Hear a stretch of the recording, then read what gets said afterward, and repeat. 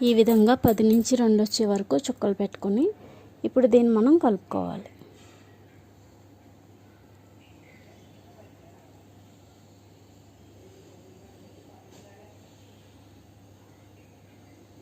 ఇలా కలుపుకొని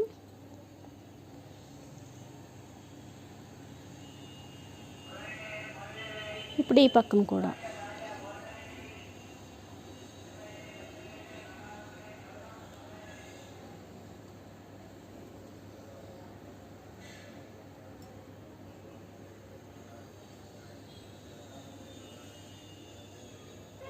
ఓకేనండి. ఇలా కలుపుకున్నాక ఇక్కడ నుంచి ఇలా తీసుకోవాలి. చాలా సింపుల్ అండి. ఈ విధంగా ఇలా తీసుకుని ఇక్కడికి రావాలి. అదేవిధంగా ఇటు సైడ్ కూడా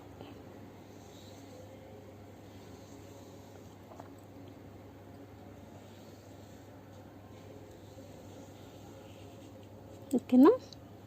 ఇప్పుడు ఇలా కలుపుకోవాలి.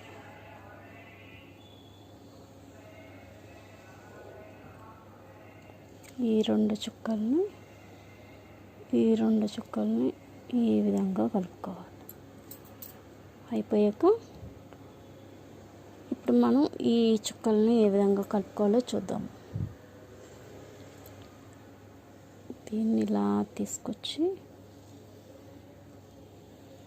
ఇలా కలపాలి. యాంగిల్ గుర్తుపెట్టుకుంటే మిస్టేక్స్ రావు.